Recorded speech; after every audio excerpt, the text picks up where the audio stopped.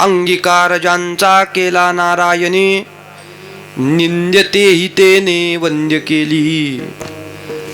अजामेळ भिल्ली तारिली कुंटिनी, प्रत्यक्ष पुराणी वंद्य केली. ब्रह्महत्या राशी पातके अपार, वाल्मिक किंकर वंद्य केला.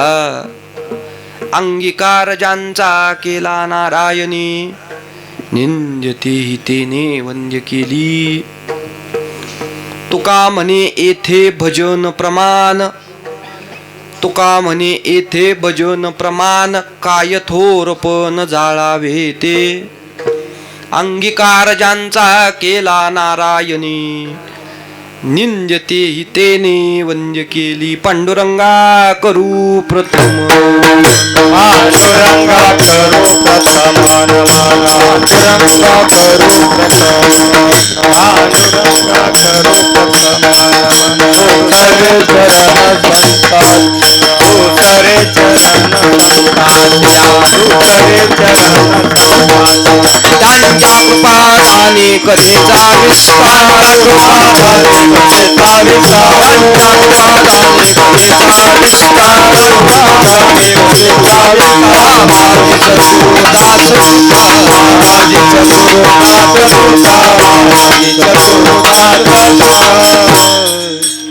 कायमा जीवानी मानेल संतांशी रंजवू चित्ताशी आपल्या. शिन झाला मजया संसार संभ्रमे, शीतळया नामी झाली काया. हे वाट गोमटी वैकुंठासी जाता, राम कृष्ण कथा दिंडी ध्वजा. सेवे लागी सेवक झालो, तुमच्या लागलो निज चरणा. अहो स्वामी तुकया देवा, यावरी न करा अवेर. मस्तक माझा पायावरी, वार करी संतांच्या. देव म्हणे नामया पाहे परतोनी, तुझ मी शरण आलो आलो. आता केशिराजा हेची विनवनी, मस्तक चरणी ठेवी तसे लढिवाळ नामा. विठोबाचा दास तयाचे चरणास दंडवत नमो गणित गुणा. देवाधिदेवा माझ्या सोपान देवा, नमन तुझ धन्य धन्य नाम देव. धन्य धन्य नाम देव, धन्य धन्य नाम देव. सकळ वैष्णवांचा राव, सकळ वैष्णवांचा राव. सकळ वैष्णवांचा, सकळ वैष्णवांचा, सकळ वैष्णवांचा भाव, सकळ वैष्णवांचा. धन्य धन्य नाम देव, सकळ वैष्णवांचा, सकळ वैष्णवांचा भाव, सकळ वैष्णवांचा भाव. धन्य नाम देव, सकळ वैष्णवांचा नाम, सकळ वैष्णवांचा नाम, सकळ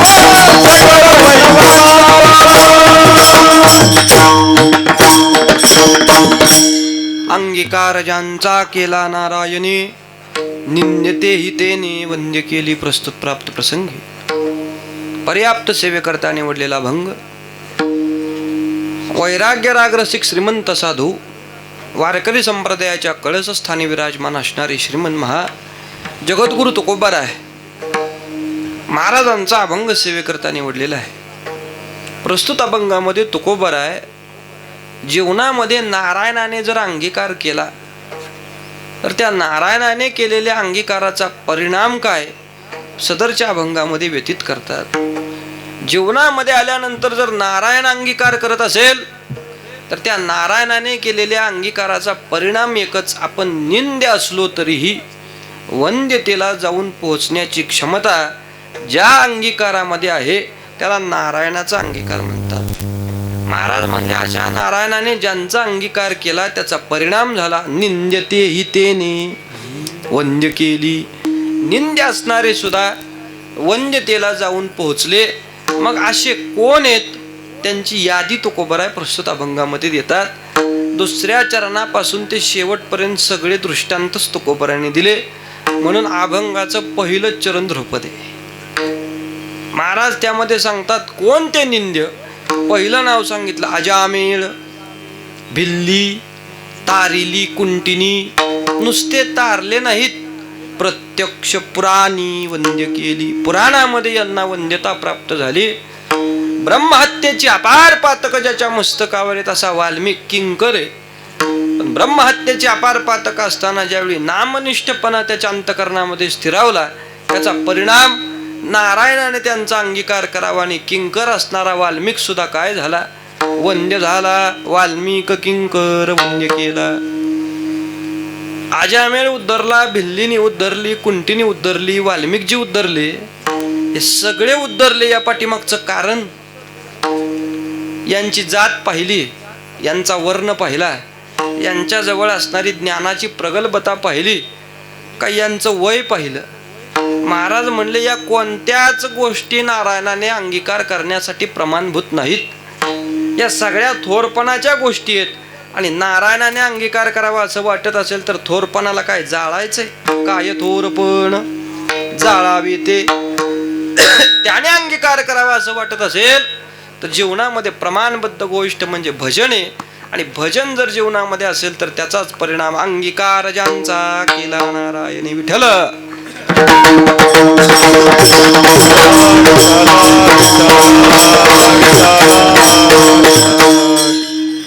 अभंगाचा भाव प्रतिपादित केला. सेवा का आहे, किम निमित्ताने, सेवेचं प्रयोजन का आपल्या प्रत्येकाला ज्ञात आहे. दरवर्षीप्रमाणे असणार आपला अखंड हरिनाम सप्ताह मौजे शिरगाव या ठिकाणी. आणि त्यातील आजच्या दिवसाची असणारी सेवा आमच्या आबा महाराज आहेत आणि आमच्या श्री संत नामदेव महाराज फडाशी जेवढे सगळे संपर्कात मध्ये असणारे आमची मंडळी आहेत, या सगळ्या मंडळींकडून आणि आबांच्या आज्ञेतून या ठिकाणी प्राप्त झालेली सेवा आहे. वास्तविक आपला सप्ताह आहे, दोनही पर्वकाळ आपण साधले. एक रामनवमीचा पर्वकाळ आणि दुसरा पर्वकाळ हनुमान जयंतीचा. असे दोनही पर्वकाळ साधत आपला सप्ताह पार पडतोय. दोन्हीचा विचार करत असताना आता वैष्णवाच्या जीवनामध्ये काही सतत पर्वकाळ सापडत नाही. वैष्णवाच्या जीवनातल्या पर्वकाळांचा विचार केला तर किती पर्वकाळ आहेत. पर्वविशेष भागवत धर्मी, नरसिंह जयंती, रामनवमी, वामन जयंती, जन्माष्टमी, उत्तम उत्तम शिवरात्र. 5 पर्वकाळ सांगितले. या 5 बरोबर आणखीन काय असेल तर हनुमान जयंती आहे आणि दत्त जयंती आहे. पण हे पर्वकाळ का ठरले? ज्यावेळी परमात्मा भूमीवर येतो, ज्या तिथीला परमात्म्याचं अवतरण या भूमीवर होतं, ती तिथी म्हणजे वैष्णवासाठी पर्वकाळ आहे. ज्या तिथीला संतांचं जाणं भूमीवरून होतं, ती तिथी म्हणजे वैष्णवासाठी पर्वकाळ आहे. पर्वकाळ का साधावे याचा अगदी सोप्या भाषेत विचार केला तर अंतःकरण मलविरहित व्हावं याकरता साधायची गोष्ट म्हणजे पर्वकाळ. साधला हा पर्वकाळ, केला अंतरीचा मळ, अंतःकरणातील मल जाण्यासाठी हे पर्वकाळ साधावे. पण आता पर्वकाळ सतत सापडत नाहीत ना. पर्वकाळ हनुमान जयंतीचा पाहिला तर वर्षातून एकदा, रामनवमीचा पाहिला तर वर्षातून एकदा. मग वर्षातून एकदा जर पर्वकाळ आला आणि न जाणो तो आपल्या हातून हुकला, आपल्या लक्षात नाही, स्मरणात नाही, मग असे पर्वकाळ सतत साधण्यासाठी काय करावं? महाराज म्हटले हे पर्वकाळ काय तुम्हाला सतत सापडणारे नाही, म्हणून यावर विशेष पर्वकाळ पुन्हा वैष्णवाला जोडून दिले. ते विशेष पर्वकाळ काय असतील तर 12 महिन्याच्या 24 एकादशी. किती आहेत? 12 महिन्याच्या 24 एकादशी म्हणजे वैष्णवाचे काय आहेत? पर्वकाळ आहेत. आज एकादशी म्हणून सांगतोय विठ्ठल.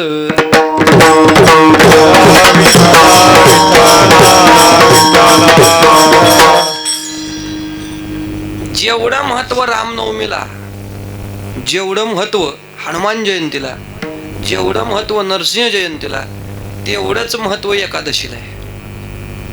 एकादशी सामान्य नाही. एकादशी श्रेष्ठ गाढी, नामस्मरणे कोटी आग जोडी, एक एक घडी युगा एवढी एवढे सामर्थ्य एकादशी मधल्या एका एका घडीचा विचार केला तर केवढी व्यापक आहे. नामदेव महाराज सांगतात युगा एवढी व्यापक आहे. केवढी व्यापक आहे? एका युगा एवढी व्यापक एकादशीतली एक एक घडी आहे. म्हणून एकादशी साधावी. माणसं सगळं करतात आणि एकादशी करत नाही. सगळी व्रत आहेत, सोमवारे शनिवारे गुरुवारे. महाराज एकादशी तेवढं नाही जमत. सगळी व्रत करण्यापेक्षा एकादशी सारखं सार व्रत केलं आणि अंतकरण जर निर्मळ झालं त्याचाच परिणाम महाराज सांगतात. जर ते व्रत करून अंतकरण निर्मळ होत असेल तर त्याचा परिणाम एवोनी गोपाळ.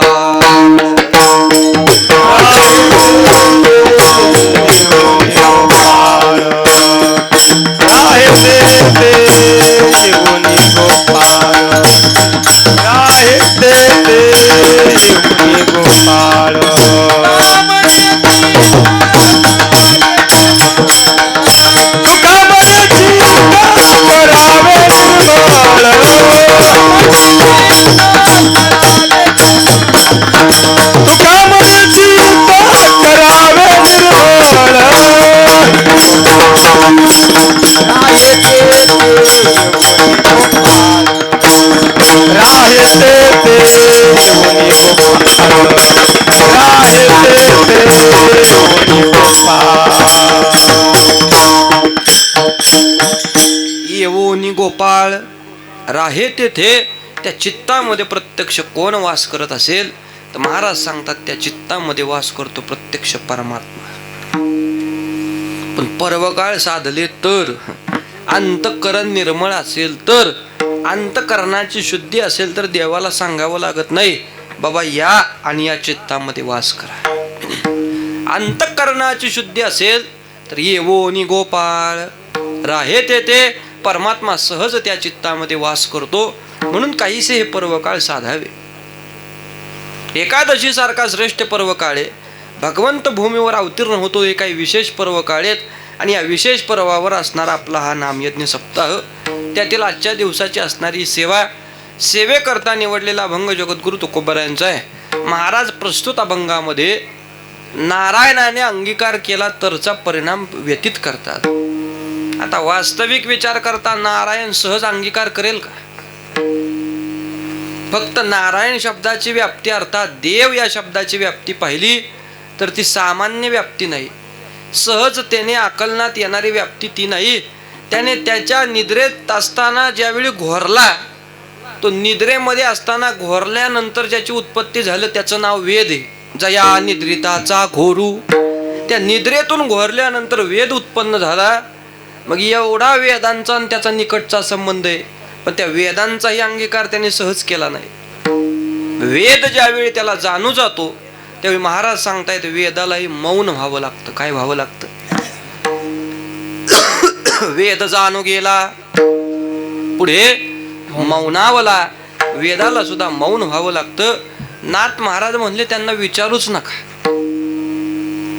देवाच्या बाबतीतल्या काही शंका असतील आणि तुम्ही वेदांना विचारायला जाल तर त्यांना समजलंच नाही. म्हणले पुसू नका बाई वेदांची काही कळलेची नाही. शेषशिनला झाल्या द्विसहस्त्र जिभा जिभा. देव का हो विठेवरी उभा. परमात्मा विटेवर का उभा आहे याचं आकलन अजून त्यांना नाही. म्हणजे तो वेद पोहोचू शकला नाही, श्रुती पोहोचू शकल्या नाही. एवढं व्यापक तत्व काय असेल ना तर तो परमात्मा आहे. त्याची सत्ता लक्षात घेतली तर महाराज सांगतात एवढा व्यापक आहे तुझी या सत्तेने वेदांशी बोलणे. काय सामर्थ्य आहे त्याचं. म्या बोल सत्याने वेदाशी बोलणे तुझी सत्याने वेदाशी बोलणे तुझी सत्याने वेदाशी बोलणे तुझी सत्याने वेदाशी बोलणे तुझी सत्याने वेदाशी बोलणे तुझिया सत्याने वेदाशी बोलणे तुझिया सत्याने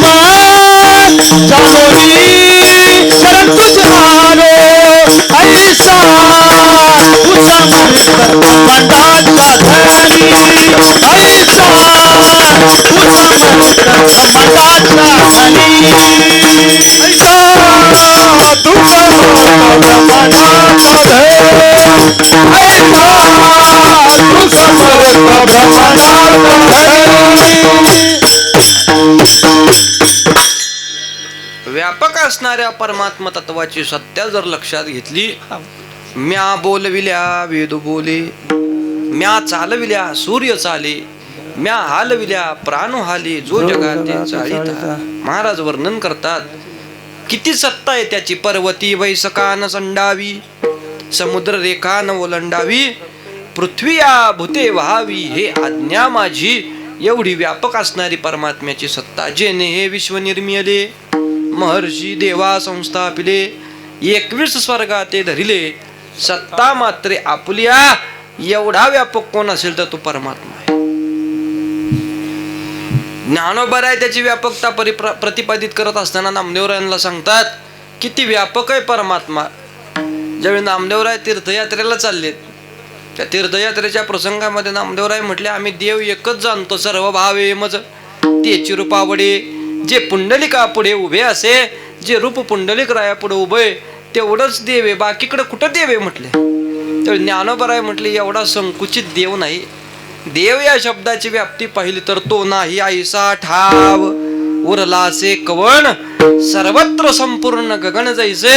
आकाश जसं सर्वत्र व्यापक आहे, तसा परमात्मा सर्वगत व्यापक आहे. विठ्ठल जळी स्थळी भरला, रिता ठाव नाही उरला. आज म्या दृष्टीने देखिला, विठ्ठलची विठ्ठल विठ्ठल व्यापक त्रिभुवनी. विठ्ठल मुनी मानसी. तुकोबराय वर्णन करतात, एवढा व्यापक कोण आहे? एकटा परमात्मा एवढा व्यापक आहे. तो सहज कुणाचा अंगीकार करत नाही. आजपर्यंत त्याने कोणाचाही सहज अंगीकार केला नाही. त्याच्या स्वतःच्या पत्नीचा अंगीकार त्याने सहज केला नाही. ज्यावेळी लक्ष्मी मातेला लक्ष्मी स्वयंवरामध्ये स्वेच्छा वर मागण्याची परवानगी प्राप्त झाली, आई साहेबांना गर्व आहे स्वतःच्या सौंदर्याचा. माझ्यासारखी सौंदर्यवान स्त्री या भूमीवर कोणी नाही म्हटले. मला जो वर पाहिजे त्याची इच्छा मी करेल आणि स्वेच्छेने त्याच्या कंठामध्ये वर मला घालेल. लक्ष्मी स्वयंवराला आरंभ झाला. ऋषीगण गंधर्व बाकीच्या आसनावर बसवलेत आणि मुख्य आसनावरती त्रिदेव बसवले. ब्रह्मा विष्णू आणि महेश 3 आसनं मुख्य आहेत. आई साहेबांनी बाकीच्या आसनांकडे पाहिलंच नाही. थेट मुख्य आसनाकडे ज्यावेळी लक्ष्मी माता येत आहेत, पहिल्या आसनावरती ब्रह्मदेव बसले होते. कोण? आई साहेबांना आता वरमाला घालायची स्वेच्छा वर आई साहेबांनी मागितलेला आहे. ब्रह्मदेवाकडे पाहिल्याबरोबर ब्रह्मदेवाचा अव्हेर केला. कैसे थोरियाचे मन पाहे पा, तो सृष्टी बीजाचा साठोपा, परी पुनरावृत्तीची मापा शिग झाला. अरे ब्रह्मदेवाला माळ घालावी कशी म्हटले? हा तर मार्ग आहे. याला सुद्धा त्याचं पुण्य संपल्यानंतर कुठे यायचंय? मृत्यू लोकाला यायचंय. अव्हेरला ब्रह्मदेव पुढे आल्या. भगवान शिव पाहिले आणि भगवान शंकराला पाहिल्यावर क्षणभर मनात विचार आला, यांच्या कंठात वरमाला घालावी. कारण भगवान शिवांचं रूप काय सामान्य नाही ना. भगवान शंकराच्या रूपाचं वर्णन शास्त्र करते. कर्पूर गौरम करुणावतारम संसार सारम भुजगेंद्रहारम सदा वसंतम हृदयार विंदे भवम भवानी सहितं नमामि. हे त्यांचं रूप आहे. कापरासारखं पांढरं तक्क असणारं शरीर. आईसाहेब म्हणले आता वर मला घालावे. पण पुन्हा विचार केला, मी अशी स्त्री, नकशिकांत सुवर्ण परिधान केले, डोक्याच्या केसापासून ते पायाच्या नखापर्यंत मी काय घातलंय, सुवर्ण परिधान केलं. माझ्यासारखी सुंदर स्त्री या त्रिभुवनामध्ये कुणी नाही. यांच्या बरोबर जर विवाह केला तर विवाह केल्यावर राहायचं कुठं? कारण यांचं वास्तव्य गजचर्मधारी स्मशानी राहिला. यांचं वास्तव्य स्मशानामध्ये. बरं, यांच्या बरोबर स्मशानातही राहता येईल, काही शंका नाही. पण यांच्या बरोबर तरी चांगली लोक आहेत का म्हटले. यांच्या बरोबर कोण आहे? संगे भूतमेळा विराजित. यांच्या बरोबर भूतमेळा विराजित आहे. मी कसं वास्तव्य करावं? पुढे आल्या आणि पुढच्या आसनावर भगवान विष्णू बसले होते. भगवान विष्णूंना ज्यावेळी आईसाहेबांनी पाहिलं, आता ते रूप काय सामान्य आहे? पाहिलिया वेध लावी बैसे जीवी जडोनी. पाहिल्याबरोबर त्या चित्ताला वेध लावला. राजस सुकुमार मदनाचा पुतळा रवी शशिकळा लोपलिया. कस्तुरी मळवट चंदनाची उटी रुळे माळकंठी वैजयंती. असं ज्यावेळी देवाचं स्वरूप पाहिलं, आईसाहेब पुढं सरसावल्या आणि देवाच्या कंठात वरमाला घालणार इतक्यात देवाने 2 पावलं माग घेतली. थांबा म्हटले. आईसाहेबांनी विचारलं, देवा मी तुम्हाला स्वीकारलंय, अंतर्मनातून मी तुमचा स्वीकार केलेला आहे, मी तुम्हाला वरलंय, आता तुम्ही माझा अंगीकार करा. त्यावेळी देव म्हणतायत, तुम्ही कोण? लक्ष्मी. आईसाहेबांनी उत्तर दिला, अहो ज्यांचं हे स्वयंवर आहे ती लक्ष्मी लक्ष्मी म्हणतात, ती म्हणजे मीच. माझ्यासारखी सुंदर स्त्री तुम्हाला संपूर्ण त्रिभुवनामध्ये कुठं पाहायला मिळणार नाही. देव म्हटले, तुझ्यासारखी सुंदर स्त्री त्रिभुवनामध्ये जर कुठं नसेल तर तू माझ्याजवळ का आली? ज्या अर्थी तू सांगते तुझ्यासारखी सुंदर स्त्री संबंध त्रिभुवनामध्ये नाही, त्या अर्थी मीही सांगतो माझ्यासारखा मदनारी पुरुष संपूर्ण त्रिभुवनामध्ये तुला कुठं पाहायला मिळणार नाही. माझ्या इतका सौंदर्यवान पुरुष या भूमीवर अजून उत्पन्न झाला नाही. ही देवाची सुंदरता आहे. तुकोबराय वर्णन करतात, सुंदरपणाची साम्यता काय वर्णुते नपवे आता. तुकया बंधू म्हणे रे अच्युता. धन्य ते माता पिता प्रसवली. ही त्याची सुंदरता आहे. आईसाहेब सांगतायत, देवा आता काहीही करा पण माझा अव्हेर करू नका, माझा अंगीकार करा. देव सांगतायत, मी सहज कुणाचा अंगीकार करत नाही. मी तुझा अंगीकार करावा असं वाटत असेल तर तुझ्या जवळ असणाऱ्या सगळ्या भोगांचा तुला त्याग करावा लागेल. तो त्याग केल्यानंतर तुला माझ्यातला एक अवयव प्राप्त होईल. लक्ष्मी आईसाहेबांनी स्वतःजवळ असणारे सगळे भोग त्यागले. त्यावेळी देवामधला एक अवयव त्यांना प्राप्त झाला. तो कोणता? पाय धुवायाची दैवा पात्र झाली. पाय धुण्याच्या दैवाला आईसाहेब पात्र झाल्या. पायापेक्षा जास्त अधिकार त्यांचा. पाय लक्ष्मीचे. काय हातामध्ये? त्यांच्या फक्त देवाचे पाय. पायापेक्षा जास्त अधिकार आईसाहेबांचा नाही. म्हणजे स्वतःच्या पत्नीचा अंगीकार करताना सुद्धा त्यांना एवढी कसोटी आहे. तो सहज कुणाचा अंगीकार करेल? तो सहज अंगीकार करणारा नाही. जीवनामध्ये सगळ्या गोष्टी प्राप्त होतात पण देव सहज शक्य होत नाही. सोन्याचे पर्वत करविती पाषाण अवघे रानो रान कल्पतरू. पर्या दुर्लभ विठोबाचे पाय ते हे उपाय न चलती. अत्यंतिक दुर्लभ गोष्ट काय असेल तर देवे सहजतेने तो कुणाचा अंगीकार करत नाही. महाराज आपला अंगीकार तो करेलच कसा? स्वतःच्या पत्नीचा त्याने सहजतेने अंगीकार केला नाही. तुकोबराय सांगतायत, त्याने अंगीकार करावा म्हणून आम्ही झुरलो. परमात्म्याने आमचा अंगीकार करावा म्हणून सातत्याने पराकाष्ठा करून त्याला विनंती करतोय. झुरोनी पांजरा हो पायाता येई पंढरीनाथा भेटावया.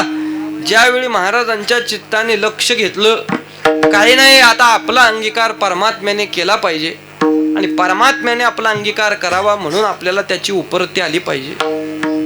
महाराजांनी ग्रहाचा त्याग केला, हातामध्ये विणा आणि चिपळी घेतली. भांबनाथ पर्वतावरती महाराज गेले. भांबनाथ पर्वत म्हणजे आत्ताचा भामचंद्र डोंगर. त्या भामचंद्र डोंगरावर जाऊन तुकोबरायांनी पहिल्या साधनेला आरंभ केला. ती साधना आरंभ करत असताना 1 नाही 2 नाही तब्बल 15 दिवस गेले. किती? 15. आणि 15 दिवसांनंतर प्रातःसमयाला तुकोबरायांना जीवनामध्ये पहिला साक्षात्कार झाला. 15 दिवसांनंतर आकाशवाणी झाली आणि आकाशवाणी सांगते, तुकाराम महाराज नेत्र उघडा, मी तुम्हाला भेटण्यासाठी आलोय. ज्यावेळी तुकोबरायांच्या कानावर हे शब्द पडले, महाराजांनी नेत्र उघडले. पण नेत्र उघडल्यावर पुढे पाहतायत पण समोर काही दिसेना. फक्त आकाशवाणीचा आवाज आला होता, कारण तो साक्षात्कार झाला होता. 15 दिवसा माझी साक्षात्कार झाला, विठोबा भेटला निराकार. निराकार परमात्म्याची प्राप्ती झाली. निराकार तत्व म्हणजे रंग नाही, रूप नाही, नाही वर्ण छाया. रंग नाही, रूप नाही, वर्ण नाही, छाया नाही, अव्यक्त निराकार, नाही जा आकार, असा परमात्मा पाहिला. आता असा परमात्मा कुठे दिसतो का? तुकोबराय म्हटले, देवा अव्यक्त निराकार आम्हाला पाहायचं नाही. निर्गुण निराकाराची प्राप्ती आम्हाला नकोय. सगुणामध्ये दर्शन दे. सगुणाचं दर्शन घेण्यासाठी आम्ही झुरलो. पुन्हा आकाशवाणी सांगते, महाराज तुमच्या डाव्या मांडीच्या खाली असणारा कृष्ण सर्प म्हणजे प्रत्यक्ष मी आहे. खाली मान करून पहा. कृष्ण सर्प म्हणजे काळा साप. तो काळा साप तुकोबरायांच्या मांडी खाली होता. महाराजांनी जेवढ्या ताकदीने देव पाहण्यासाठी नेत्र उघडले होते, तेवढ्या ताकदीने पुन्हा लावून घेतले. देवाला म्हटले, तुम्ही गेला तरी चालेल, मला पाहायचं नाही. देव म्हटले, महाराज असं काय बोलताय? मला पाहण्यासाठी योगी जपी तपी संन्यासांनी आयुष्य खर्च केले, पण त्यांच्या स्वप्नात सुद्धा मी कधी गेलो? योगियांच्या ध्यानी ध्याताना तुळसी. अहो तुमच्या कुठे म्हटले, तो आम्हा पाशी. मागे पुढे, तुमच्या मागे पुढे तुम्ही म्हणताय पाहायचं नाही. त्यावेळी तुकाराम महाराज म्हणले, देवा तुला पाहण्यासाठी 15 दिवस अन्न पाण्याचा त्याग केला. पांढऱ्या सापावर रुसलो आणि इथं येऊन अनुष्ठान केलं. पांढऱ्या सापावर रुसून इथं येऊन अनुष्ठान केलं आणि त्याचा परिणाम तो आम्हाला दर्शन देतोय काळ्या सापाच्या स्वरूपामध्ये. आम्हाला बघायचंच नाही. आता शंका उत्पन्न होईल, पांढरा साप आणि काळा साप लगेच लक्षात यायचं नाही. ज्यांनी नाट वाचलेत ना तुकोबरायांचे नाट, त्या नाट वाचणाऱ्यांना लक्षात येईल पांढरा साप म्हणजे काय. म्हणून निरुसलो संसारा सर्प हा विकार पांढरा, तुझसी अंतर दे दातारा, याची दावेदारा. निमित्त पांढरा साप म्हणजे संसार आणि काळा साप म्हणजे त्यांना आलेली उपरती प्रत्यक्ष परमात्मा. महाराज म्हटले, देवा पाहायचंच नाही. देवाने विचारणा केली, महाराज कोणत्या रूपामध्ये तुम्हाला पाहायचंय तेवढं सांगा, ताबडतोब तुम्हाला त्या रूपामध्ये दर्शन देतो. तुकोबराय सांगतायत, अरे देवा आमच्या चित्ताला आवडणारं रूप एकच आहे, तेवढंच रूप आमच्या चित्ताला आवडतं.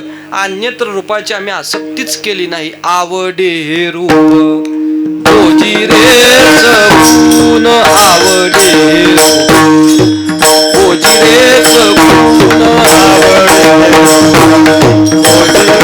सगुण, आवडे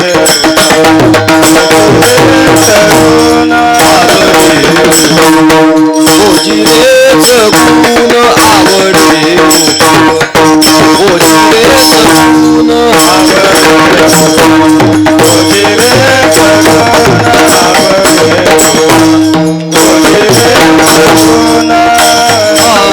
पाहता लोचन सुखावले, पाहता लोचन सुखावले. आता तुझी पुढे पैसाचे चोराये, आता तुझी पुढे पैसाचे चोराये. पाहता लोचन सुखावले, पाहता लोचन सुखावले. आता पैसाचे चोराये, आवडे रूप गोजी रे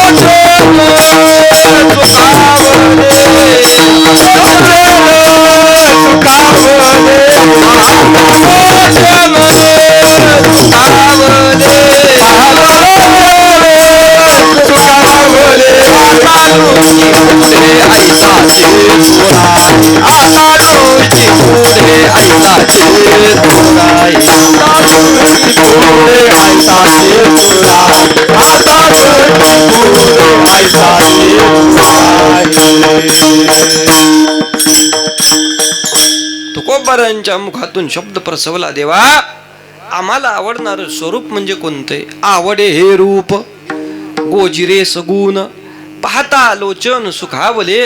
आमचे लोचन सुखावणार स्वरूप म्हणजे आवडणार गोजर स्वरूपे, यापेक्षा दुसरं स्वरूप नाही देवा. पांडुरंगा, अन्यत्र रूपाच्या आसक्ती आम्ही करत नाही. देवानेही तेवढाच शब्द धरला बर का, गोजिरे सगुण. आणि गोजर सगुण रूप धरून तुकाराम महाराजांच्या भेटीला देव आला. देवाने गोजर सगुण रूप धरलं आणि तुकाराम महाराजांना दर्शन दिलं. बालवेश घेवोनी श्रीहरी भेटला, विधीचा जनिता तोची आठवा दिदला. तेने ब्रह्मानंदे प्रेमा डोलविला, न तुके म्हणून तुका नामे गौरविला. तुका नामे गौरव केला आणि महाराजांना दर्शन दिलं. महाराज म्हणले, देवा हेही रूप आम्हाला नको. अरे हे गोजर सगुण. देव म्हटला, महाराज तुम्हीच म्हटलं आता मला गोजर पाहिजे, सगुण पाहिजे, म्हणून या गोजऱ्या सगुण रूपामध्ये आलो. महाराज म्हटले, हे गोजर सगुण 5व्या अवतारात चांगलं दिसतंय, आत्ता नको देवा. 5व्या अवतारातलं रूप होतं देवाचं गोजर आणि सगुण होतं वामन अवतार. तुकोबाराय म्हटले, आम्हाला आवडणारं रूप एकच आहे, सर्व भावे मज तेची रूपावडे. जे पुंडलिका पुढे उभे असे, जे पुंडलिक राया पुढे उभे, त्या रूपाशिवाय आम्हाला दुसरं दर्शन नको. म्हटले, आम्हाला दर्शन पाहिजे समचरण सरोजम सांद्र नीलांबुदाभम जगन निहित पाणी मंडनम मंडनानाम तरुण तुलसी माला कंधरम कंजनेत्रम सदयदवलहासम विठ्ठलम चिंतयामी. आम्हाला रूप कोणतं पाहिजे असेल तर जे पुंडलिक रायाने या जगतामध्ये उभं केलं, पंढरी क्षेत्रामध्ये समपाय करकटी उभातटी भिवरेच्या, हे रूपे देवा. यापेक्षा दुसरं रूप नको. परिणाम परमात्मा त्या रूपामध्ये तुकोबारांच्या समोर उभा राहिला. ज्यावेळी त्या सगुणाची उपरती तुकोबारांच्या चित्ताला आली, महाराज त्या सगुण स्वरूपाचं वर्णन करतात. सुंदर ते ध्यान उभे विटेवरी, करकटावरी ठेवून या तुळसी हार गळा, कासे पितांबर आवडे निरंतर हेची ध्यान. त्या रूपाचं दर्शन झालं. दर्शन झाल्याबरोबर तुकोबाराय त्या श्रीमुखाच्या चरणावर नतमस्तक झाले. आपलं मस्तक तिथं टेकवलं. देवाने तुकोबारांना उचलून आलिंगन द्यावं आणि आलिंगन देऊन परमात्मा विचारतोय, महाराज या दर्शनाचा एवढा हट्टहास का बरं? त्यावेळी तुकोबाराय सांगतात, देवा या दर्शनाचा एवढा हट्टहास केवळ एकाच गोष्टीसाठी, तुमचं रूप पाहिल्याबरोबर लक्षात येतं तुम्ही कोण आहे. धर्माची तू मूर्ती, पाप पुण्य तुझे हाती, म्हणून तुला विनंती आहे देवा, करसी अंगीकार. आमचा अंगीकार करताल का देवा? विनंती केली. महाराज देव विचारायचा नेमकं काय? काय नको देवा, एवढंच करा, माझा अंगीकार करा, माझा अंगीकार करा. परत पुन्हा तुकोबाराय विनंती करतायत, मज सोडवी दातारा कर्मापासून. देवाने विचारलं, दाताराही म्हणताय, परत कर्मापासून दुस्तरा सोडवाही म्हणताय, म्हणजे नेमकी इच्छा काय? तुकोबाराय अगदी सोप्या शब्दात सांगतात, एवढ्या सगळ्या दर्शनाच्या अट्टहासा पाठीमागची इच्छा एवढीच आहे, करसी अंगीकार, करसी अंगीकार, करसी अंगीकार.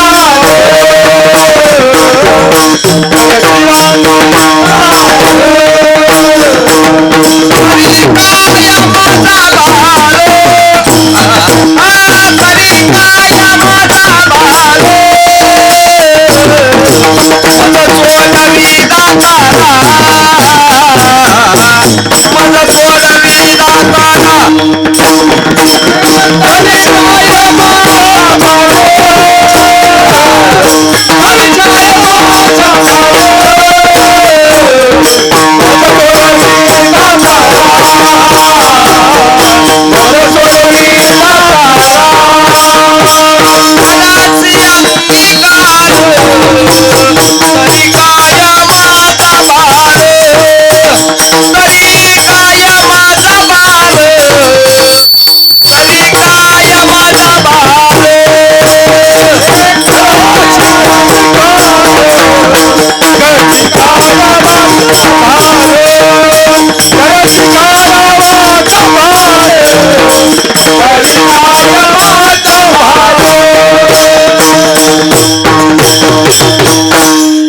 करसी अंगीकार तरी काय माझा भार मज सोडवी दातारा कर्मापासून दुस्तरा या दुस्तर कर्मापासून परमात्मा आम्हाला सोडव.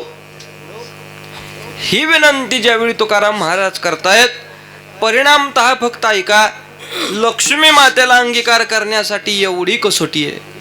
तुकाराम महाराजांसारख्या महात्म्याने सुद्धा त्याने अंगीकार करावा म्हणून एवढी कसोटी आहे. बरं तुकोबरांचा अधिकार सामान्य, तुकोबरांच्या अधिकाराचा विचार केला तर जया पूजिले आदरे पांडुरंगे विमानस्थ केले प्रयाण प्रसंगे तनो मानवी दिव्य रूपीच केली न त्यागी तिये दिव्य लोकास निधी.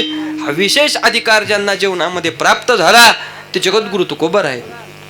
पण ते जगद्गुरु तुकोबर एवढे अधिकार संपन्न असताना सुद्धा देवाने अंगीकार करावा म्हणून पुन्हा पुन्हा विनंती करतात, देवा माझा अंगीकार करा. म्हणजे विशेष लक्षात घ्या, परमात्मा सहज कोणाचा अंगीकार करत नाही. आणि जर जीवनामध्ये त्याने अंगीकार केला तर त्या अंगीकाराचा परिणाम असा होतो, वास्तविक विचार केला तर शास्त्र सांगून जातंय प्रभात समयाला माकडाचं नाव सुद्धा मुखामध्ये नाही आलं पाहिजे. प्रभाते नाम न घ्यावे माकडाचे. तुकोबराय सांगतात प्रभात समयाला माकडाचं नाव सुद्धा मुखामध्ये येऊ नये. पण मरकट योनी मधल्या एक जणांनी एवढा अधिकार प्राप्त केला की भक्तीच्या वाटा विचारण्यासाठी तुकोबराय त्यांना शरण जातात. शरण शरणजी हनुमंता तुझा आलो रामदूता. त्यांची शरणागती करावी आणि शरणागती करून विचारतायत काय महाराज त्यांना, काय भक्तीच्या त्या वाटा, काय भक्तीच्या त्या वाटा,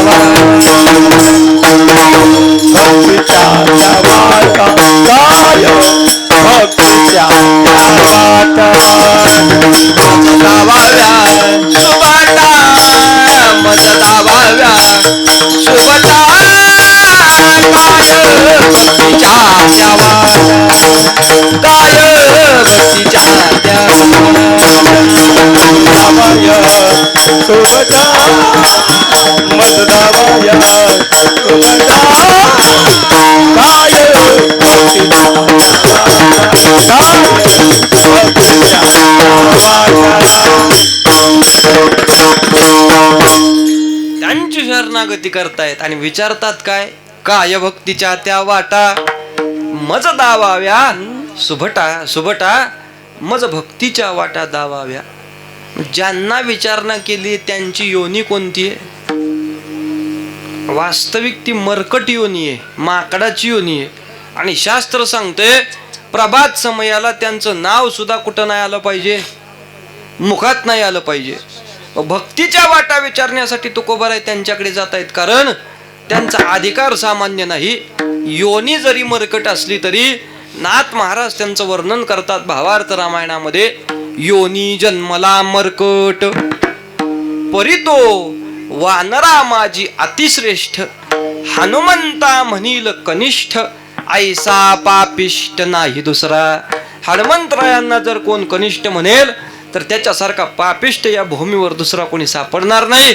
महाराज सांगतायत हनुमंतराय योनी मरकट असेल तरी सुद्धा भक्तीची परमोच्च सीमा एवढी गाठावी की प्रत्यक्ष परमात्म्याचे चरण त्यांनी प्राप्त करून घेतले.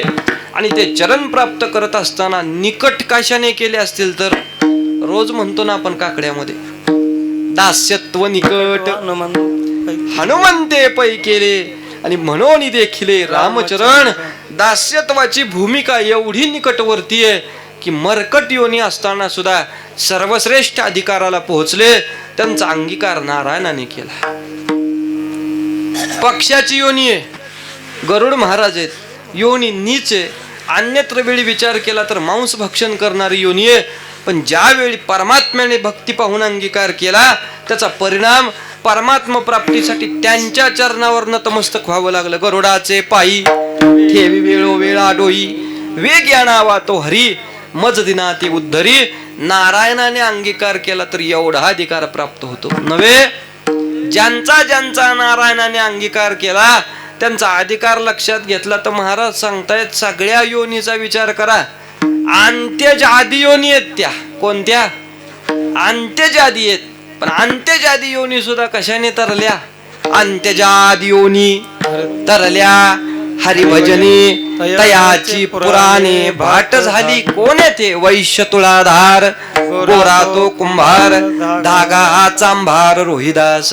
कबीर मोमीम लतिपा मुसलमान, सेना नावी जाण विष्णुदासा. काणो पात्रा खोदू पिंजारी तो दादू, भजनी अभेदू हरीचे पायी. चोखा मिळा बंका जातीचे महार, त्यासे सर्वेश्वर ऐक्य करी. नामयाची जनी कोण तिचा भाव, जेवी पंढरीराव तिच्या सवे. मैराळ जनक कोण कुळ याचे, पण अधिकार महिमान तयाचे. काय सांगू याता याती धर्म नाही विष्णुदासा. निर्णय हा ऐसा वेदशास्त्री. महाराज म्हटले यांचं काहीच पाहिलं नाही. याती कुळ प्रमाण याची नाही. हे सगळे कशाने तरले असतील तर तरले हरिभजने. हरिभजन केलं आणि त्याचा परिणाम अंत्यज योनी असताना सुद्धा हे सगळे पुराणांनी वर्णन करावे एवढे श्रेष्ठ झाले. आणि एवढ्या श्रेष्ठत्वाचा अधिकार त्यांच्या जीवनामध्ये प्राप्त झाला असेल का तर महाराज सांगतायत यांचा अंगीकार नारायणाने केला. आणि ज्या वेळी यांचा अंगीकार नारायण करतो त्याचा परिणाम काय होतो? अभंगाचं पहिलं अंगीकार ज्यांचा केला नारायण, अंगीकार ज्यांचा केला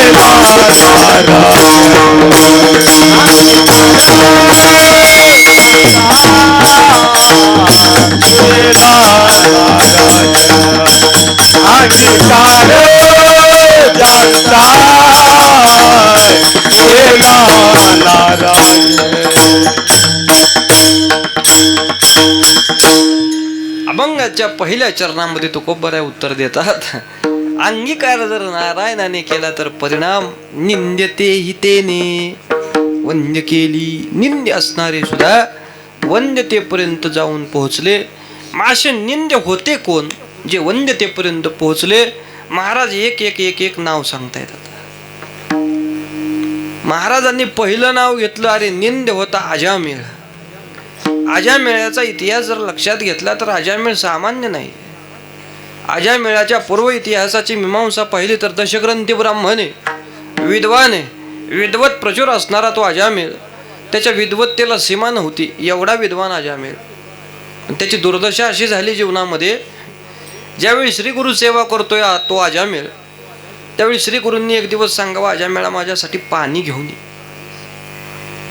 पाणी आणण्यासाठी जाणारा अजामेळ सहज श्री गुरूंनी सांगितलं, अजामेळ थोडा वेढा पडेल म्हटले तुला, पण लांबच्या वाटेने जा बर का, मधल्या वाटेने जाऊ नको. मधल्या वाटेने आज तुला काहीतरी घात दिसतोय.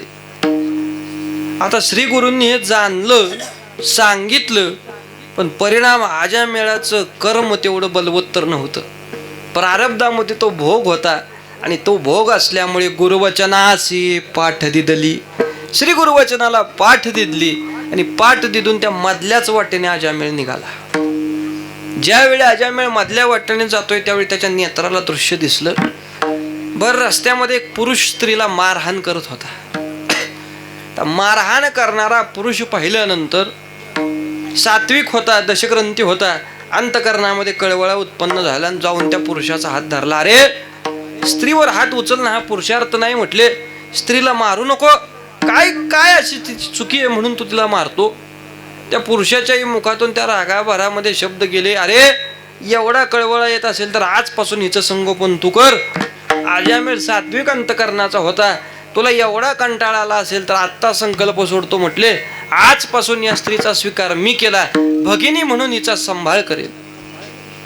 सात्विक वृत्तीने अजामेळाने संकल्प केला, भगिनी म्हणून तिचा सांभाळ केला. 8 दिवस ग्रहामध्ये वास्तव्य झालं. 9व्या दिवशी ती स्त्री तिच्या मूळ स्वभावावर आली. महाराज सांगतायत, संघ जरी बदलला तरी इंद्रियांना पडलेलं वळण मात्र बदलत पडिले वळण. इंद्रिया सगळा, इंद्रियांना ज्या प्रकारची आसक्ती आहे, इंद्रिय पुन्हा जाऊन त्याच वळणावर येतात. 9व्या दिवशी त्या स्त्रीने आपल्या अंतकरणातील कामोर्मी अजामेळासमोर प्रकट केली, आणि अजामेळाबरोबर संघाची इच्छा व्यक्त करते. अजामेळ म्हटला, तू दृष्ट आहे, चांडाळेस. भगिनी म्हणून तुझा स्वीकार करून मी तुला ग्रहामध्ये आणलं, आणि भगिनी म्हणून स्वीकार केल्यानंतर तू माझ्या बरोबर जर संघाची इच्छा करत असशील तर मग महाराज अजामेळाने त्या ठिकाणी सांगितलं, तू ग्रहामध्ये राहण्याच्या योग्यतेची नाही. ग्रहत्याग करताना ती स्त्री अजामेळाला सांगते, ग्रहत्याग करेल, पण ग्रहत्याग करत असताना सगळ्यांना सांगेल 8 दिवस माझा उपभोग घेतला आणि 9व्या दिवशी मला ग्रहातून हाकलून देतोय. हातबल झालेल्या अजामेळाला संग करावा लागला, आणि संग करून त्या स्त्रीचं संगोपनही करावं लागलं.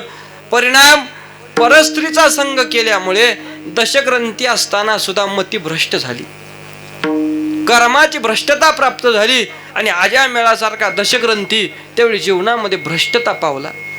संघातून एक उत्पत्ती झाली मुलगा, तो मुलगा त्या स्त्रीने अजामेळाजवळ ठेवला आणि स्त्री गेली निघून. अजामेळाची अवस्था दुर्दशा झालेली आहे, कर्म करण्याच्या योग्यतेचा राहिला नाही, आत्यंतिक दुर्भिक्षता झाली, आणि अजामेळासारखा दशग्रंथी भ्रष्ट झाला. पूर्वजन्मामध्ये जे काही पुण्य शिल्लक होतं, वेदांचं जे काही अध्ययन केलं होतं, मीमांसेवर काही श्रद्धा होती, त्या योगातून जीवनामध्ये संत भेट झाली, आणि ती भेट होती नारदांची.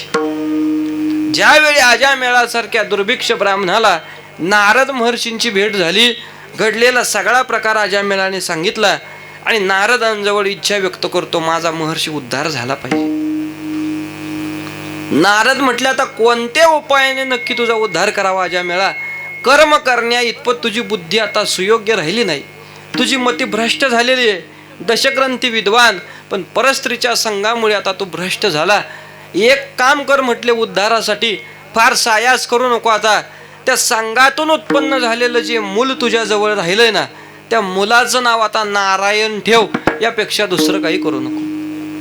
नारदांनी एवढंच सांगितलं आणि नारद अंतर्धान पावले. संताचं बोलणं सहज असतं, पण सहज बोलणं सुद्धा काय असतं? उपदेश असतं. सहज बोलणे हित उपदेश करोनी सायास शिकविती. पण ज्यावेळी संत उपदेश करतात, सहज बोलतात, पण सहज बोलण्यावर जर आपण दृढ विश्वास ठेवला तर त्याचाच परिणाम तुकोबाराय सांगतात. संताचे पायी हा माझा विश्वास, सर्व भावे दास झालो त्यांचा. तेची माझे हित करीती सकळ, जेने हा गोपाळ कृपा करी. प्रत्यक्ष परमात्मा ज्या योगे कृपा करतो ते वचन संतांचे. परिणाम अजामेळाने त्या संतांच्या वचनावर दृढ विश्वास ठेवला आणि दृढ विश्वास ठेवून उत्पन्न झालेल्या त्या पुत्राचं नाव काय ठेवलं? नारायण ठेवलं. ज्यावेळी नारायण नाव ठेवलं त्यावेळी त्याचा परिणाम असा आहे, अजामेळाच्या मुखातून त्या दिवसापासून सहज उच्चार व्हायचा. नारायणा पाणी दे रे, नारायणा बसायला टाक, नारायणा हे कर, नारायणा ते कर. असं करत ज्या ज्यावेळी पुत्राला नारायणा नारायणा नारायणा म्हणून हाक मारायचा, स्नेह होता पुत्राचा, नाव घेत होता पुत्राच्या स्नेहातून, पण चिंतन कुणाचं घडत होतं? परमात्म्याचं घडत होतं. कृषी शरीर झालं, वृद्धपकाळ जवळ आला आणि वृद्धपकाळानंतर ज्यावेळी जन्म मृत्यू जरा व्याधी या सर्वांगाने शरीर ग्रासलं, त्यावेळी पडलेला अजामेळ विचार करतो, आता माझा अंतकाळ जवळ आला. कर्माने भ्रष्ट असणारा मी ब्राह्मण आहे, आयुष्यामध्ये मी भ्रष्ट झालो. आता मरते वेळी मला यमदूत न्यायला येतील, काय यातना भोगाव्या लागतील सांगता येणार नाही. हा विचार ज्यावेळी अजामेळाच्या अंतकरणामध्ये चाललाय आणि न जाणो अजामेळाने प्राण जातेवेळी सहज नेत्र उघडले. ज्यावेळी अजामेळ अंतकाळाला नेत्र उघडतोय, त्या नेत्र उघडल्यावर परिणाम दिसला. चतुर्भुज भगवान अजामेळाच्या समोर उभे होते. अजामेळाला नेण्यासाठी प्रत्यक्ष भगवान आले. अजामेळ त्या भगवंताला प्रश्न करतो, देवा हा तर माझा अंतकाळ आहे आणि माझ्या अंतकाळाला तुमची प्राप्ती झाली, असं सद्भाग्य मला कसं प्राप्त झालं? देव सांगतायत, अरे सद्भाग्य कसं प्राप्त झालं म्हणजे अविरत जीवनामध्ये तू काय केलं? चिंतन केलं म्हटले. अजामेळ म्हटला, मी कधी तुमचं चिंतन केलं? देव सांगतायत, नारदांची भेट झाली त्या दिवसापासून तुझ्या मुखामध्ये कोणतं नाव आहे? अजामेळला तो प्रसंग आठवावा आणि अजामेळाने सांगितलं, नारदांनी मला सांगितलं होतं मुलाचं नाव नारायण ठेव. सहज मी नारायण नारायण नारायण म्हणत गेलो, पण त्याचा परिणाम हा, देव सांगतायत त्याचा परिणाम हाच आहे. ज्यावेळी पुत्राच्या स्नेहातून तू नारायण नामाचं चिंतन केलं, स्नेह पुत्राचा होता, पण सर्वतोपरी चिंतन माझं घडत होतं आणि त्या सर्वश्रेष्ठ नामाच्या चिंतनामुळे तुला प्राप्त झालेली भ्रष्टता नष्ट झाली आणि अंतकाळाला तुझा उद्धार करण्यासाठी मी पुत्र स्नेहे शोक करी अजामेळ. तरी तो कृपाळ जवळी उभा, प्रत्यक्ष परमात्मा जवळ उभा. नुसता जवळ उभा नाही, अनाथांच्या नाते घातला विमानी, नेला उचलोनी परलोका.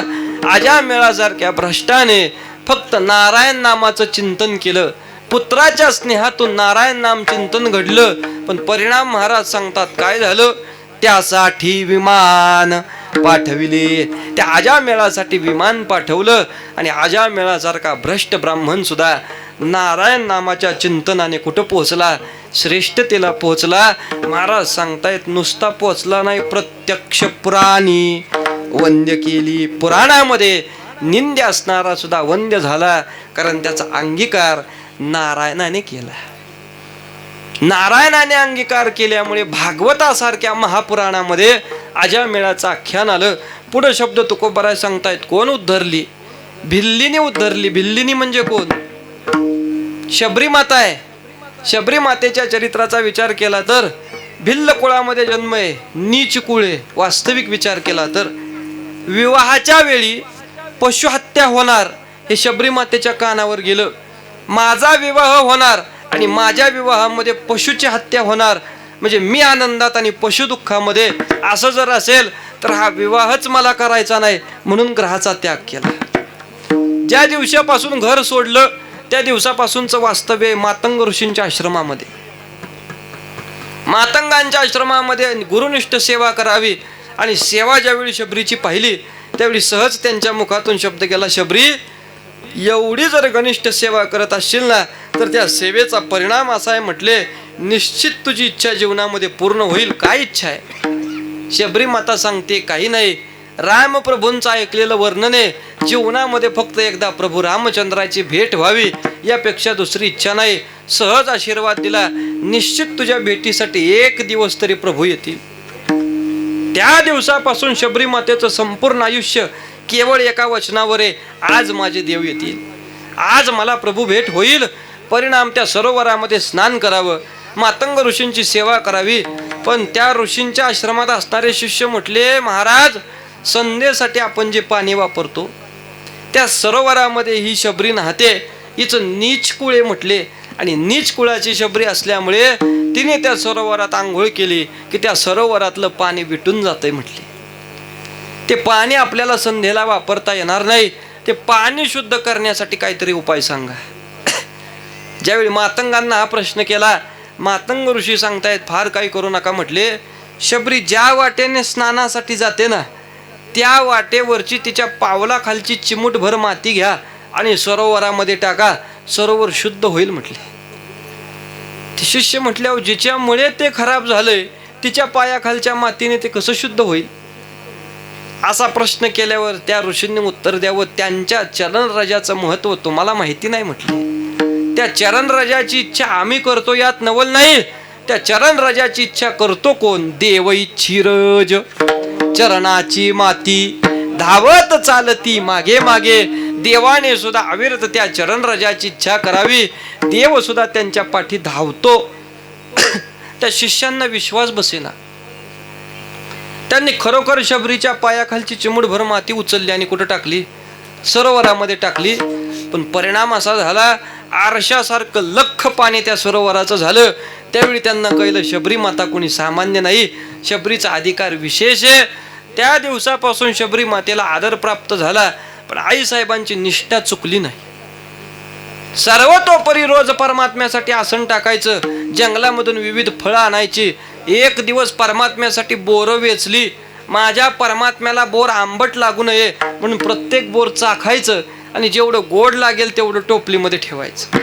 ते बोर गोड लागलं की टोपलीत ठेवायचं. ती टोपली भरून ठेवली आणि त्या दिवशी तो मांगल्याचा दिवस उगवला. भगवान श्री प्रभू रामचंद्राचं येणं शबरीच्या कुटीमध्ये झालं. एवढा आनंद झाला शबरी मातेला, एवढा आनंद.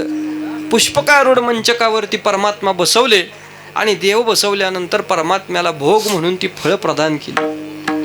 परमात्म्याने त्या आवडीने स्वीकारायची. लक्ष्मण दादा त्या बोरांकडे पाहायचे. लक्ष्मण दादा म्हणायचे, दादा तुम्ही खाताय बोर, पण प्रत्येक बोर मला खाल्लेलं दिसतंय, हे कुणी खाल्लंय? त्यावेळी प्रभूंनी उत्तर दिलं, हे माझ्या शबरीने खाल्लेलं बोर आहे. लक्ष्मण दादा म्हटले, तिचं उष्ट आपण स्वीकारायचं देवा, तिचं उष्ट आपण स्वीकारायचं. त्यावेळी प्रभू सांगतायत, लक्ष्मणा हे उष्ट नाहीये, या उष्ट्यामध्ये ओतप्रोत असा भाव भरलेला आहे. ऐका महिमा आवडीची, बोरे खाय भिल्लिनीची, थोर प्रेमाचा भुकेला, हाच दुष्काळ तयाला. थोर प्रेम भरलेलं आहे म्हणजे या बोरामध्ये. न म्हणे उच्चिष्ट अथवा थोडे, तुका म्हणे भक्ती पुढे. आनंदाने परमात्म्याने ती बोर स्वीकारली. परमात्म्याने ती बोर मुखामध्ये टाकली आणि शबरीला परमात्मा विचारतायत, शबरीला परमात्म्याने प्रश्न केला, काय इच्छा आहे शबरी तुझी, बोल. ज्यावेळी परमात्म्याने इच्छा व्यक्त केली त्यावेळी शबरी माता सांगते, माझी फार काही इच्छा नाही देवा, आजपर्यंत संपूर्ण आयुष्य फक्त एका शब्दावर जगले, जीवनामध्ये एक दिवस तरी तुमची भेट होईल, या हेतू पुरस्कृत जगलेलं आयुष्य आज सार्थकी झालं, तुमचं दर्शन झालं. आता हे मस्तक फक्त तुमच्या चरणावर टेकवायचंय. ज्यावेळी ही इच्छा व्यक्त केली त्यावेळी महाराज प्रभूंनी आपले चरणकमल सामोरे केले आणि प्रभू ज्यावेळी चरणकमल सामोरे करतायत, शबरी मातेने आपलं मस्तक प्रभू रामचंद्राच्या चरणावर टेकवलं ज्यावेळी ते मस्तक तिथं टेकवलं, परिणाम असा झाला महाराज, ते मस्तक परत तिथून उठलंच नाही. येथोनिया नुठवू माथा मरणा वाचोनी सर्वथा. त्या चरणावर छबरीने आपले प्राण प्रभूंच्या चरणावर विलीन केले. तुका म्हणे प्राण करा देवाचे अर्पण. ते प्राण अर्पण केले देवाला आणि शबरी माता उद्धार पावली. वास्तविक कुळाचा विचार केला तर नीच योनी आहे, पण ज्यावेळी प्रभूंनी अंगीकार केला, प्रत्यक्ष पुराणी वंद्य केली, पुराणामध्ये वंद्य झाली शबरी माता. पुढचा शब्द तुकोबरांनी वापरला, कोण तरली? अजामेळ तरला, भिल्लीनी तरली आणि कुंटिनी तरली. आता कुंटिनी शब्दाचा अर्थ आहे कुस्थळावर वास्तव्य करणारी म्हणजे कुंटिनी.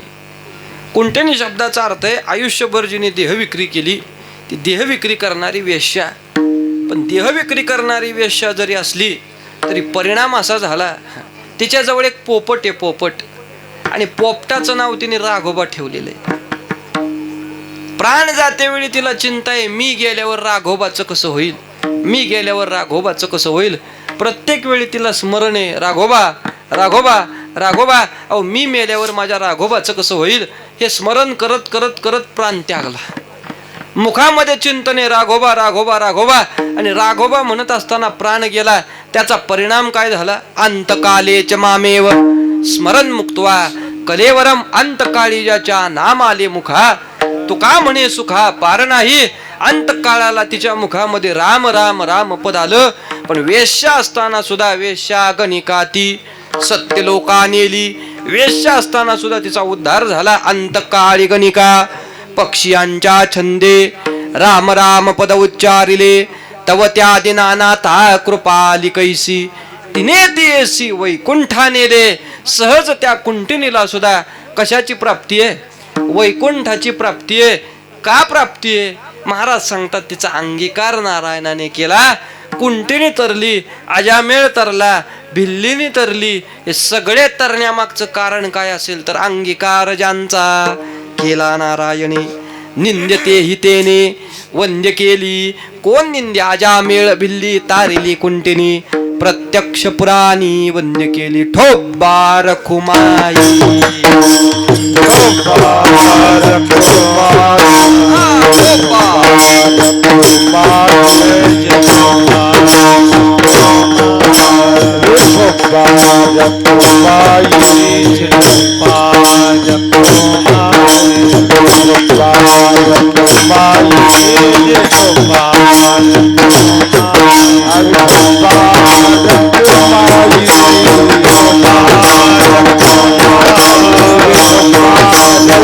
पुंडरी कवरता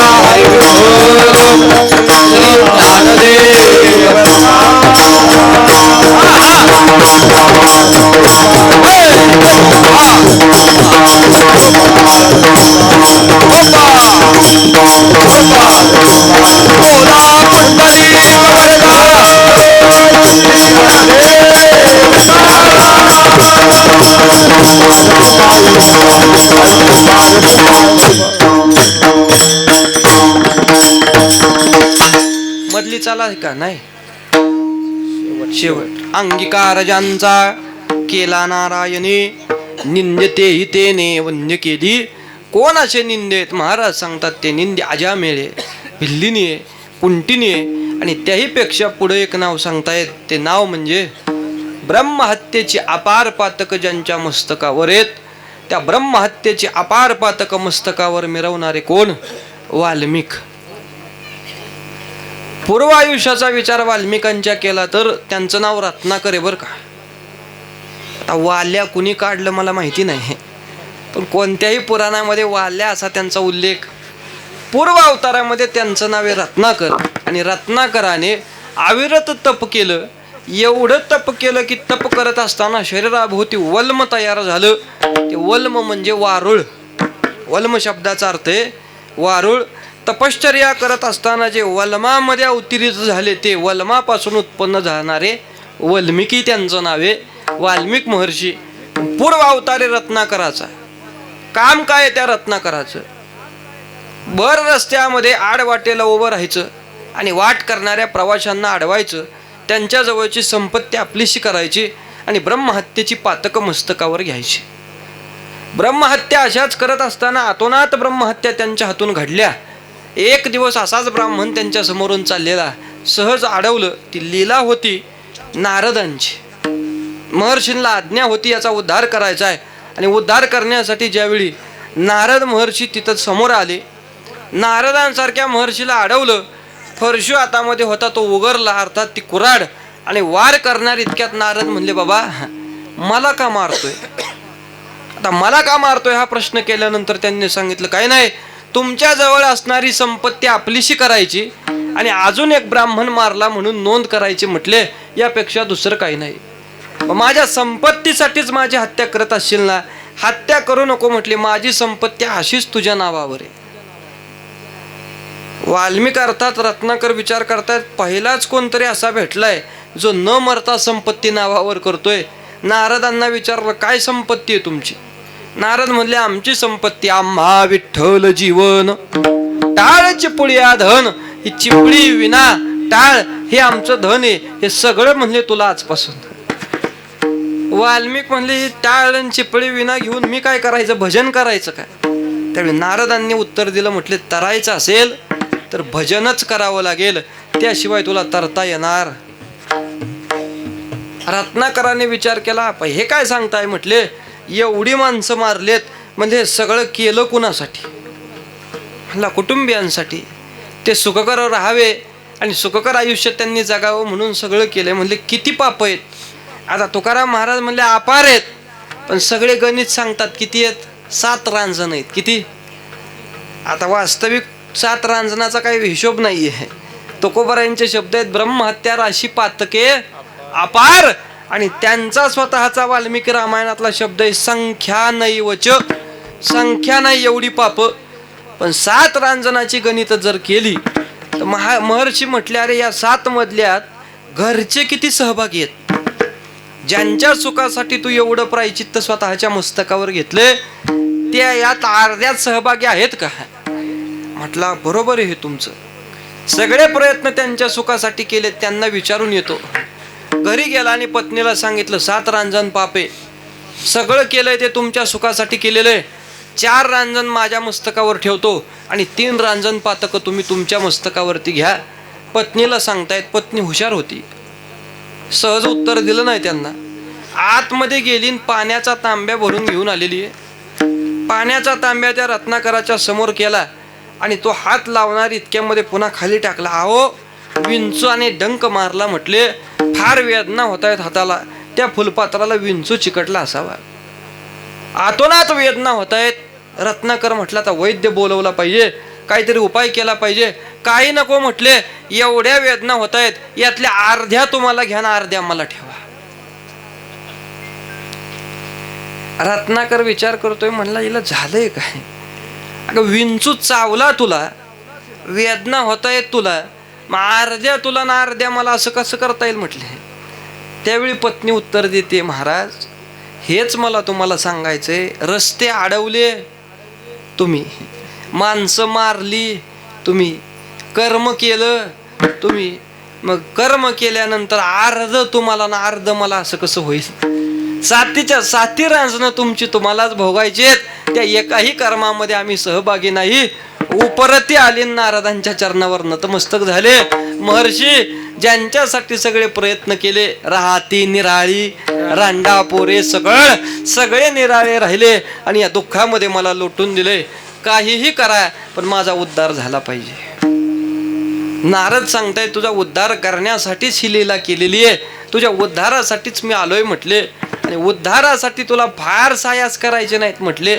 त्यावेळी वाल्मिक विचारतायत, मग कोणत्या सायासाने माझा उद्धार होईल? नारदांनी उपाय सांगितला, फार काही करू नको म्हटले.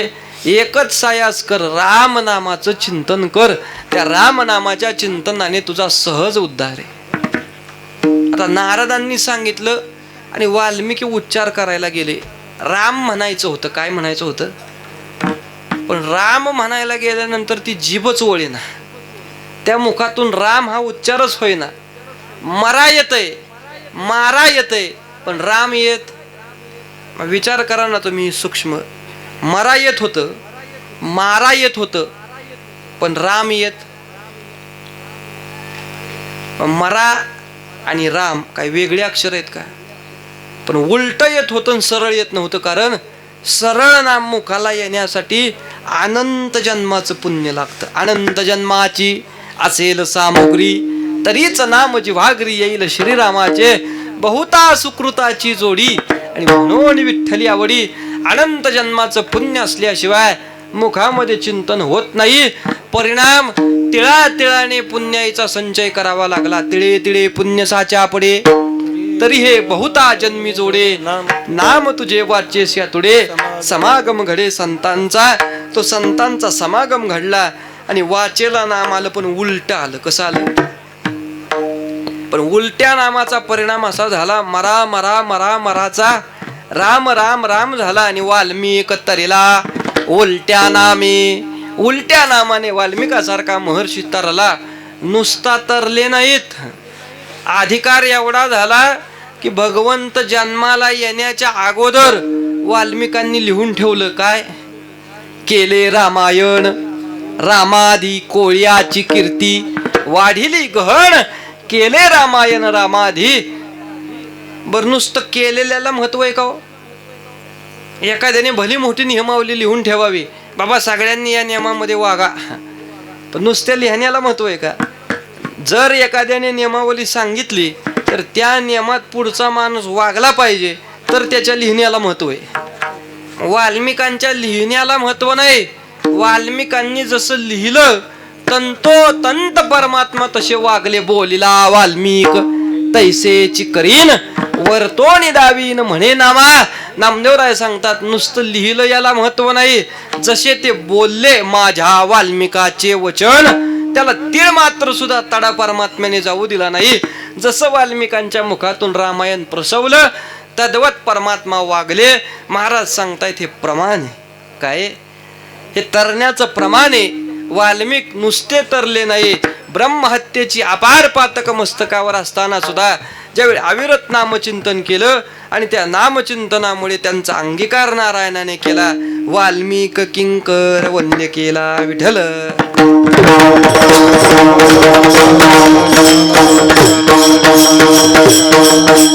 मन राम राम राम, मन राम राम राम, मन राम राम राम, मन राम राम राम. वाल्मिक रामनामाने तरले. या रामनामाच्या चिंतनामुळे वाल्मिकांचा उद्धार झाला. अजामेळ तरले, वाल्मिक तरले, भिल्लिनी तरली, कुंटिनी तरली. हे सगळे कशाने तरले असतील तर याचं उत्तर अभंगाच्या शेवटच्या चरणात तुकोबा तुका म्हणे येते भजन प्रमाण, तुका म्हणे येते भजन प्रमाण, तुका म्हणे येते भजन प्रमाण, तुका म्हणे येते भजन प्रमाण, तुका म्हणे येते भजन प्रमाण, तुका म्हणे येते भजन प्रमाण, तुका म्हणे येते भजन प्रमाण, तुका म्हणे येते भजन प्रमाण. काय तुलपान जाळा येते, काय तुलपान जाळा येते, आणि करत्यांचा केला नारायणी, आणि करत्यांचा केला नारायणी. काय तुलपान जाळावे ते, काय तुलपान जाळावे ते, अंगीकार त्यांचा केला नारायण, अंगीकार त्यांचा केला नारायण.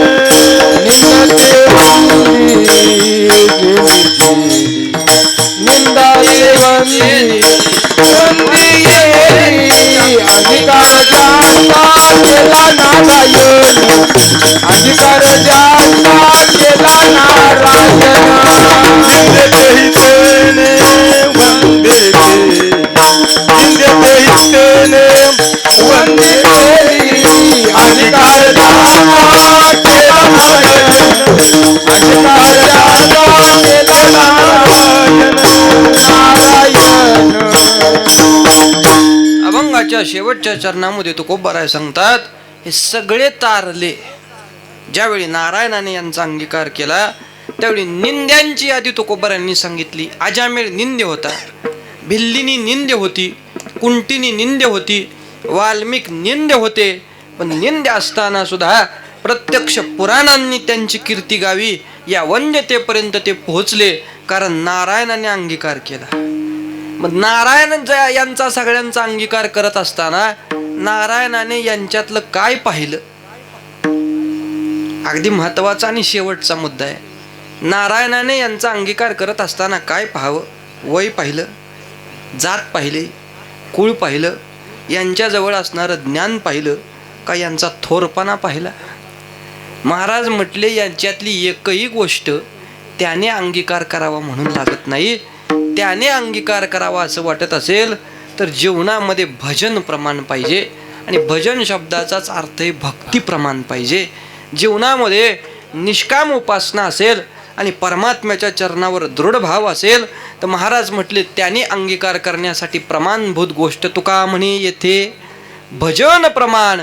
ते भजन प्रमाणे थोरपणाला काय आग लावायची तुकोबारायांचे शब्द आहेत. काय थोरपण जाळावे ते थोरपण काही पाहिलं जात नाही. हित आल्यानंतर भक्ती किती अनन्य भावाने केली, आणि ती भक्ती जर अनन्य भावी असेल तर तिचा परिणाम अनन्याम चिंतयन्तो माम ए जनः पर्योपासते तेषां नित्याभियुक्तानां योगक्षेम वहाम्यहम. याचाच अर्थ अंगीकार ज्यांचा केला नारायणी. निंद्यते हि तेने वंद्य केली, ते निंद्य ही वंद्यतेपर्यंत पोहोचले. आता भजन म्हणजे काय? वेळ संपलाय आपला, पण एका मिनिटात सांगतो. भजन नामदेवराय सांगतात, भजन शब्दाचा अर्थ आहे अंतकरणातील द्वेषरहित भावना मावळावी, दुसऱ्याचे गुणदोष न पाहता सहजतेने सगळे पंढरीराय स्वरूप आहेत या प्रकारचा प्रकाश ज्यावेळी अंतकरणामध्ये पडतो त्याला म्हणतात भजन. आणि तो भजनाचा प्रकाश जर अंतकरणामध्ये त्या प्रकारे पडला तर तो भजनाचा पडलेला प्रकाशच आपल्याला नारायणापर्यंत पोहोचवतो, किंबहुना त्या प्रकाशानेच नारायण आपला अंगीकार करतो. म्हणून महाराज सांगतात, त्याने अंगीकार करण्यासाठी प्रमाणभूत गोष्ट तुका म्हणे येथे भजन प्रमाण. काय थोरपण जाळावे ते. आणि थोरपणा विरहित जर भक्ती केली, अभिमान विरहित भक्ती केली तर तिचाच परिणाम अंगीकार ज्यांचा केला नारायणी. निंद्यते हितेने वंद्य केली ज्ञानेश्वर माऊली ज्ञानराज माऊली. बोला बोला बोला ज्ञानेश्वर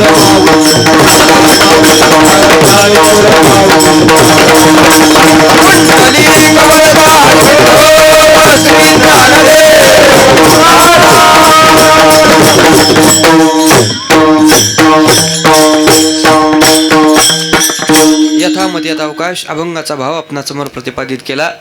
मागाशीही सांगून गेलो, ज्यांच्यामुळे सेवा प्राप्त झाली, आमच्या फडाशी ज्यांचा घनिष्ठ संबंधी असे आपल्या गावचे असणारे आबा महाराज, आबांच्यामुळे या ठिकाणी प्राप्त झालेली सेवा श्री गुरु हरी महाराज नामदास आणि महाराज मालकांच्या आज्ञेतून, आबांच्या आज्ञेतून या ठिकाणी आता या भागात पहिल्यांदाच आलो. पण आल्यामुळे आता आबांना माहिती आहे आमच्या फळावरच्या सेवा अशा असतात. आपल्या पदाची कोर न संडावी. आपलं जे कीर्तनासाठी घेतलेलं पद आहे त्या पदाच्या व्यतिरिक्त न बोलता जेणेकरून अंतरी मूर्ती ठसावी श्रीहरीची, ऐसी कीर्तन मर्यादा आहे संतांच्या घरची. भक्ती ज्ञानाविरहित इतरा गोष्टी न कराव्या, प्रेम भरे वैराग्याच्या युक्ती विवराव्या याने असणारी सेवा या ठिकाणी प्राप्त झाली. ज्यांच्यामुळे प्राप्त झाली त्यांच्या चरणारविंदी नतमस्तक. झालेली सेवा समर्पित करत असताना सगळ्यांना एक आमंत्रण द्यायचे. आबांकडे पत्रिका दिल्या जातील, मालकांकडे दिलेल्या आहेत.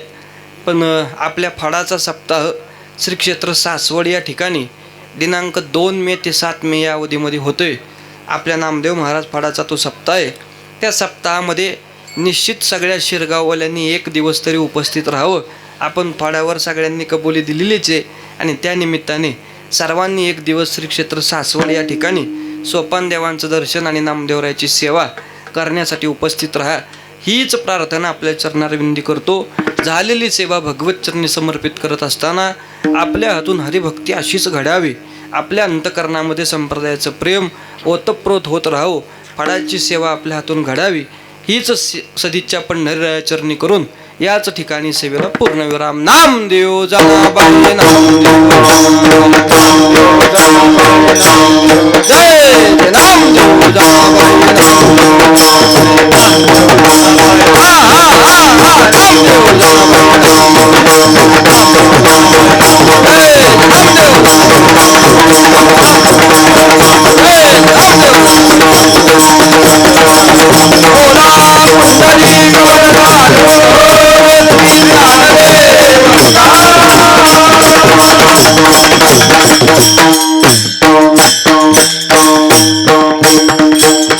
एक उल्लेख राहून गेला बरं का, आमच्या फडाचे असणारे निष्ठावान चोपदार आमचे बाप्पू महाराज आता आवर्जून सेवेला उपस्थित आहेत. पंढरीवरून आलेत ते कीर्तनासाठी, त्यांच्याही चरणी नतमस्तक होतो. आमचे हरिभाऊ चोपदार आहेत, बाप्पू चोपदार आहेत, मृदंगाचार्य गायनाचार्य समस्त ग्रामस्थ टाळकरी सर्वांच्या चरणारविंदी. प्रभू तुम्ही महेशाची मूर्ती, मी दुबळा अर्चित असे भक्ती, म्हणून बोल गंगावती स्वीकाराला की याने सर्वांच्या चरणाचं दर्शन. झालेली सेवा भगवत चरणी समर्पित करून याच ठिकाणी सेवेला पूर्णविराम म्हणायची चाल नाही ना. विठ्ठल जय जय विठ्ठल जय जय चला जय जय विठ्ठल जय जय विठ्ठल जय जय विठ्ठल जय जय विठ्ठल जय जय